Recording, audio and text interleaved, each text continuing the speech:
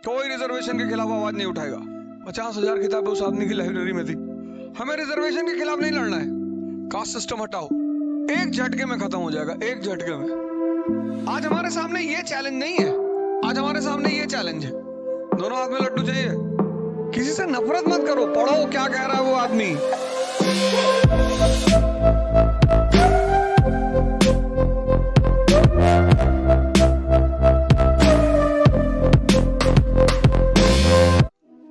इस कंट्री में caste system था, कास्टिज्म कभी नहीं था। इस कंट्री में कास्ट सिस्टम था और वो नेसेसिटी की वजह से पैदा हुआ था। और वो नेसेसिटी थी फ्यूडलिज्म, जजमानी सिस्टम। तो कास्टिसिज्म कहां से पैदा हो गया? कास्टिसिज्म, कास्ट सिस्टम ये अलग चीज है, कास्टिसिज्म एक अलग चीज है। ये पैदा हुआ जजमानी सिस्टम की वजह से। इसके बिना कास्ट सिस्टम हो ही नहीं सकता था। ये दोनों इंटरकनेक्टेड है। आज हमारे सामने ये चैलेंज नहीं है, आज हमारे सामने ये चैलेंज है और ये खत्म हो सकता है एक झटके में, एक झटके में खत्म हो जाएगा, एक झटके में। इस देश का राजा कौन? इस देश की जनता। We the people of India solemnly resolve. तो हमें अपने नौकरों को बताना होगा।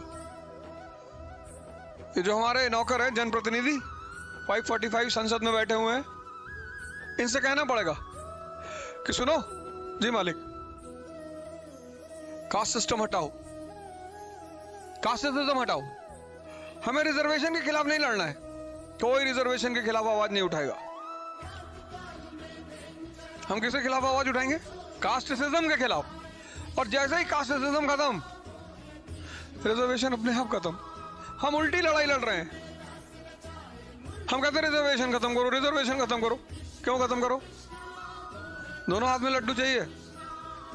पंडित जी भी बने रहोगे और रिजर्वेशन भी चाहिए, दोनों में नहीं मिलेगा, एक छोड़ना पड़ेगा। सिंपल तरीका है, सिंपल। पैदा क्यों हुआ 1850s के बाद? अब ये क्यों पैदा हुआ? ये किसने पैदा किया? ब्रिटिश ने। क्यों? नेशनलिज्म पैदा हो गया 1850s के बाद। 1850s के बाद नेशनलिज्म पैदा हो गया, नेशनल मूवमेंट, नेशनल मूवमेंट शुरू हो गया। अब इस नेशनल मूवमेंट को कंट्रोल करना था तो कास्टिसिज्म पैदा किया अंग्रेजों ने। पुणे में उसको एक लीडर मिला अंग्रेजों को, ज्योतिबा फूले।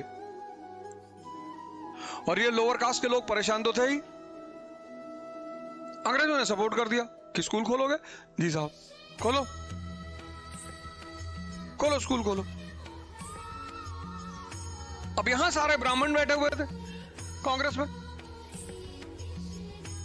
एक्सीडेंटली वही लोग सबसे ज्यादा पढ़े लिखे थे, तो सारे वही बैठे हुए थे।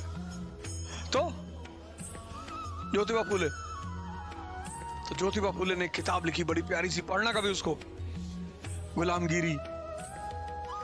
किसी से नफरत मत करो, पढ़ो क्या कह रहा है वो आदमी।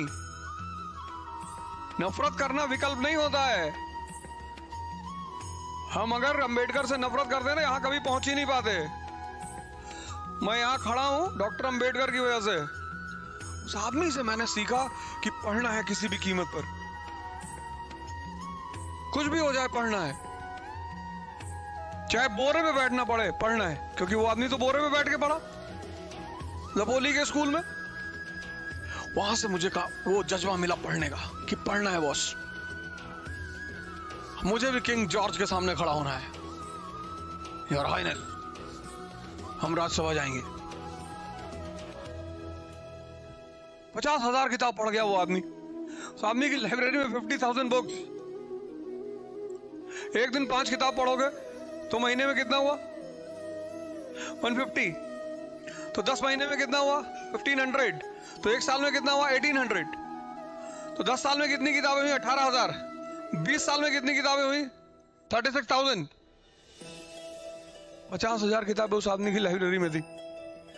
तुम एनसीईआरटी पढ़ने आते हो कोचिंग।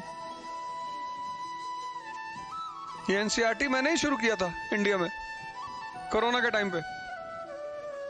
फिर सबने मुझसे सीखा, हम भी पढ़ाएंगे, हम भी पढ़ाएंगे, हम भी पढ़ाएंगे। हमने कहा पढ़ाओ। यहाँ आईएएस की तैयारी करने वाला लड़का एनसीईआरटी पढ़ने आता है, भैया हमको एनसीईआरटी पढ़ा दीजिए। और वो आदमी 50,000, वो भी तब जब 50,000 किताब डूब गई थी समंदर में, 1916, जब वहां से किताबें आ रही थी लंदन से।